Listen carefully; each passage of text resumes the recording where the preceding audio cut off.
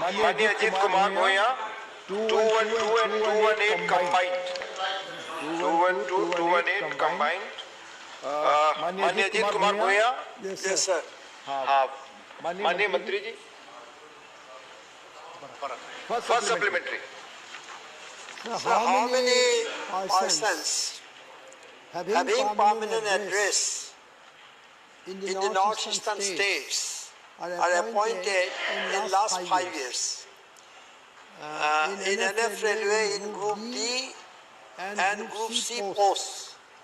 Can you give details of this? Thank you. Thank you.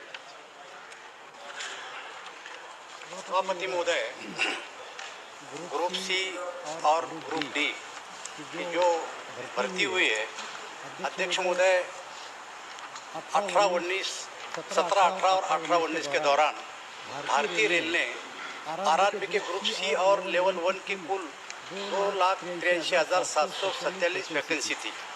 इसके लिए 7 advertisement दी थी। उसमें से 4 जो एडवर्टाइज थी उसकी भर्ती 31/3/2021 को पूरी हो चुकी है और उसमें सहायक लोको पायलट ग्रुप सी वाले 6,341 उम्मीदवार और लेवल 1 वाले 6,723 उम्मीदवार और जूनियर मतलब ग्रुप सी वाले 1,40,094 उम्मीदवार की भर्ती प्रक्रिया पूरी हो चुकी है और 3 एडवर्टाइजमेंट की अभी भर्ती करना बाकी है। धन्यवाद। Second supplementary, माननीय अजीत जी. My second supplementary is how many Group D and C posts are lying vacant now in NF Railway? Give division details, please. Second. को बता दिया कि 7 एडवर्टाइजमेंट हमने निकाली थी, 4 की पूरी हो गई और 3 की अभी करना बाकी। Question number 218, Shri Virendra Prasad Vaishya ji. First supplementary. First supplementary is that, sir, Indian Railway is the largest public undertaking in India, sir. Unemployment problem is a serious issue of our country, sir. This railway ministry in near future is going to appoint or introduce new scheme specially to appoint unemployment youth in our country. एवं sir, मैं माननीय सांसद महोदय के ध्यान में लाना चाहूँगा कि 2014 से 2022 के बीच में भारतीय रेलवे ने कुल मिला के 3,50,204 लोगों को एम्प्लॉयमेंट दिया है। 3,50,204। प्रधानमंत्री श्री नरेंद्र मोदी जी ने जो कमिटमेंट अभी दिया है, जो घोषणा की थी 10 लाख एम्प्लॉयमेंट की, उसमें भी भारतीय रेलवे का बहुत बड़ा योगदान रहेगा। आपने जो कहा है, मैं उसी पे आ रहा हूँ। माननीय सांसद महोदय ने जो कहा है 10 लाख एम्प्लॉयमेंट का जो अनाउंसमेंट है, उसमें भी करीब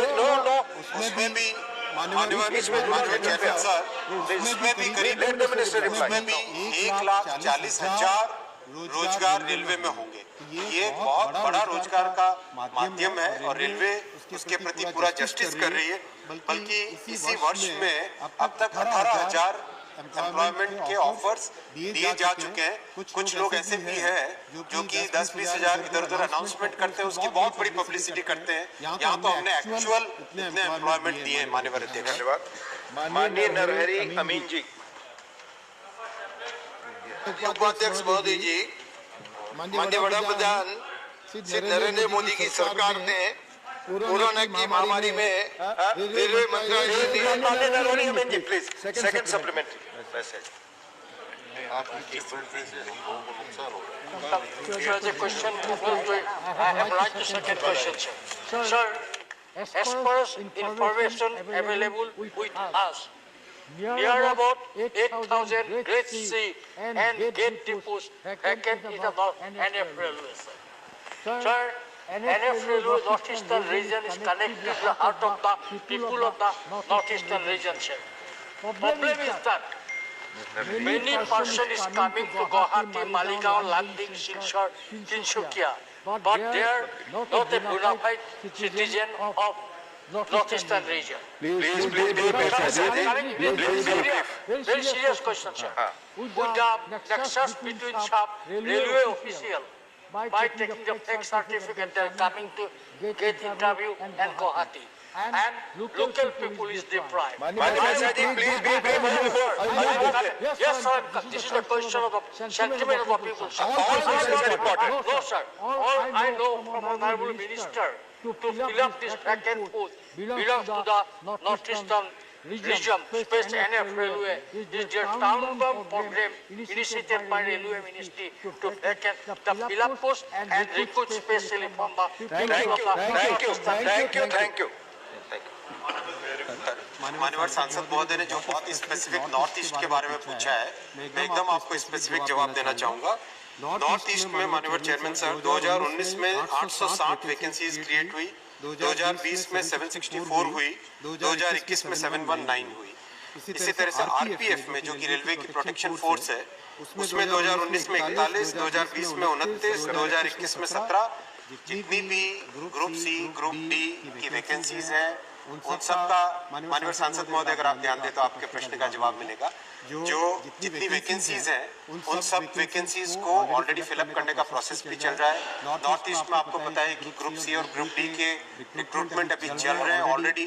उसमें जो भी ये सारी वैकेंसीज है वो सब उसमें इंक्लूडेड भी है। तो आप निश्चित रहिए, पूरे देश भर में ऑलरेडी जैसा मैंने पहले बताया, माननीय प्रधानमंत्री जी के मार्गदर्शन में 1,40,000 रेलवे के एम्प्लॉयमेंट का ऑलरेडी प्रोसेस चल रहा है और बहुत स्मूथली चल रहा है। आपका भी उसमें समाधान है। धन्यवाद। माननीय नरहरि अमीन जी, ये क्वेश्चन रिलेटेड है नॉर्थ फ्रंटियर रेलवे से। अगर आप उस पर सवाल करना चाहते हैं तो माननीय उपाध्यक्ष महोदय जी, माननीय वडाप्रधान श्री नरेंद्र मोदी की सरकार में कोरोना के महामारी में रेलवे मंत्रालय ने स्पेशल पैसेंजर ट्रेन और गुड्स ट्रेन चलाकर लाखों लोगों को अपने वतन पहुंचाने और पहुंचाने की बहुत ही सराहनीय काम किया है। माननीय मंत्री जी से बताने की कृपा करेंगे कि कोरोना के समय में सवाल पूछे। सवाल ही करता हूँ सर। माननीय मंत्री जी ये बताने की कृपा करेंगे कि कोरोना के समय में रेलवे मंत्रालय में कर्मचारियों की मेडिकल किट और स्टेट बाय वेंडिंग वाले उम्मीदवारों को नियुक्त करने के लिए सरकार का क्या है? प्लीज बैठ जाए। माननीय सदस्यगण प्लीज बैठकर सीट से न बोलें, चेयर देख रहा है यहाँ। अगर जरूरत होगी तो आपसे हम पूछ लेंगे।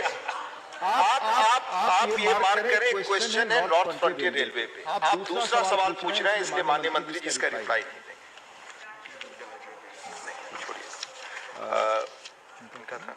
कलिता, माननीय कलिता जी।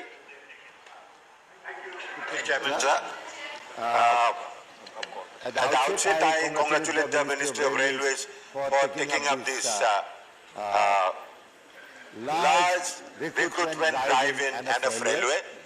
My question is specifically for the Rania division. Rania division and the Rania Junction is highest revenue earning stations.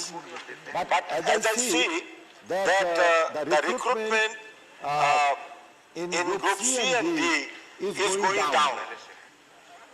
318 in 2019, 328 in 2020, and 126 in 2021. So will he cover the Rania Railway Division because it is the highest revenue earning division? In this special recruitment drive, will he consider to recruit maximum people from this area? Thank you, sir. ने बहुत ही specific question पूछा है। Sir, आपने जो number raise किए 2021 तक के हैं, उसके बाद में जो एक बड़ी रिक्रूटमेंट ड्राइव चालू हुई है 1,40,000 एम्प्लॉइज की, 1,40,000 वैकेंसीज के रिजल्ट्स जैसे आएंगे तो आपके इसमें नंबर्स भी बेटर दिखेंगे।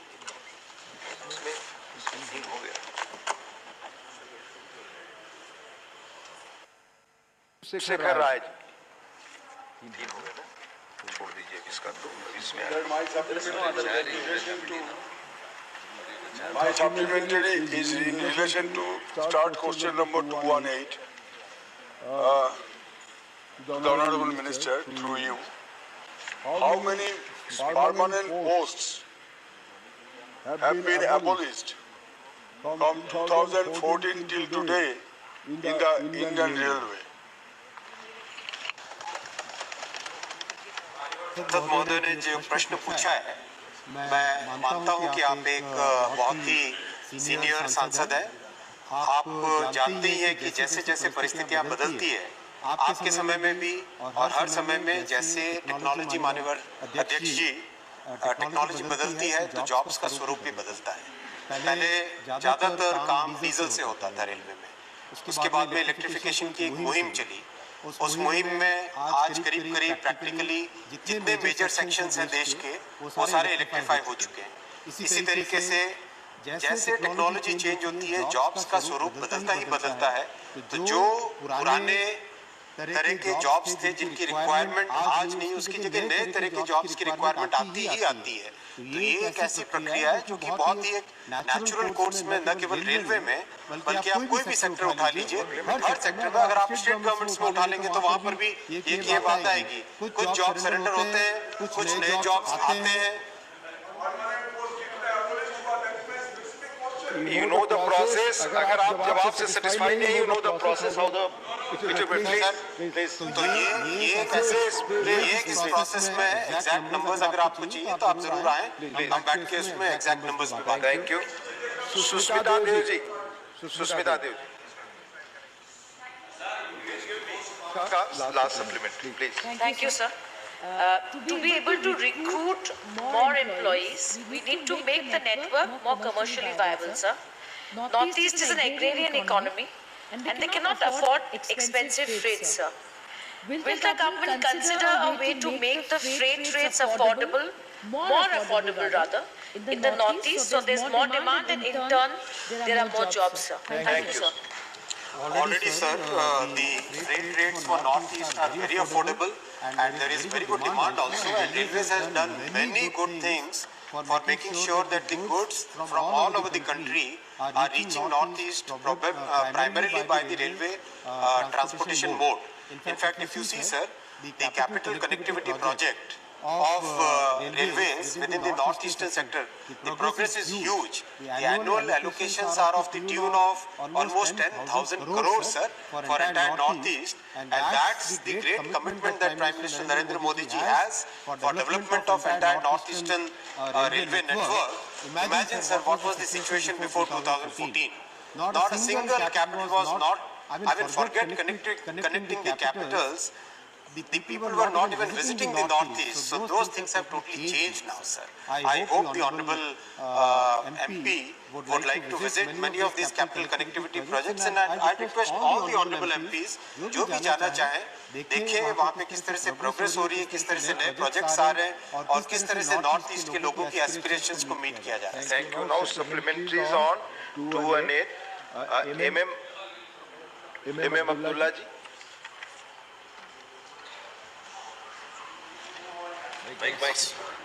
Sir, thank you, sir.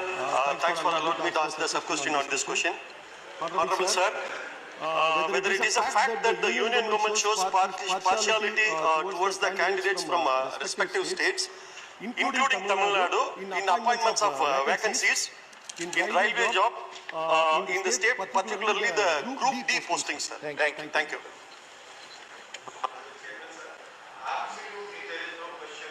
Partiality or any differentiation between any state, sir. The RRB, the Railway Recruitment Board exams are conducted in 15 languages. 15 languages. So anybody who wants to participates, and it's a very fair and transparent exam. As you would have noticed, the way the exam has been conducted, there is absolutely no question of any paper leakage or this or that, or not a single complaint of that nature has been received. It's a very complex exam, sir. With almost 1 crore applicants, we have to conduct this exam in absolute transparency. It is definitely a big challenge, but we have taken up this challenge in a very thorough and methodical way. The exam is going on very well, and there is absolutely no question of any partiality against any state. Modi ji. Please please मैं माननीय मंत्री को तो मैं पहले धन्यवाद देना चाहूंगा कि उन्होंने बताया कि 1,40,000 लोगों को नए रोजगार मिलेंगे और 1,59,000 पर कार्रवाई चल रही है। मेरा प्रश्न ये कि आरआरबी जो परीक्षा लेती है सरस्वती महोदय, तो बिहार के लड़कों को चेन्नई जाना पड़ता परीक्षा देने के लिए, काफी दूर जाना पड़ता है, यद्यपि सरकार ने ट्रेन चलाई उसके लिए। मैं माननीय मंत्री से जानना चाहूंगी क्या सरकार जब अगली परीक्षा होगी तो उसी राज्य में परीक्षा हो चुकी है, तो कंप्यूटर बेस्ड एग्जाम है, उसी राज्य में सेंटर रखे जाए या बगल के पड़ोसी राज्य में रखे जाए, झारखंड में, बंगाल में, न कि लड़कों को आंध्र और चेन्नई जाना पड़े, तो क्या सरकार इसके बारे में विचार करेगी? संसद महोदय ने जो प्रश्न पूछा है वो प्रूव करता है कि किसी भी स्टेट के साथ पार्शियलिटी नहीं है। जो ऑनरेबल अभी सांसद महोदय पूछ रहे थे कि क्या तमिलनाडु के प्रति कोई भेदभाव है, नहीं सर। जो सदर्न रेलवे का आरआरबी है उसके सारे एग्जाम चेन्नई से कंडक्ट होते हैं, तो देश का जो भी व्यक्ति सदर्न रेलवे के एग्जाम्स में पार्टिसिपेट करना चाहे उसको नेचुरली सदर्न रेलवे के निर्धारित सेंटर्स में जाना ही चाहिए। इसमें कोई नई बात नहीं है।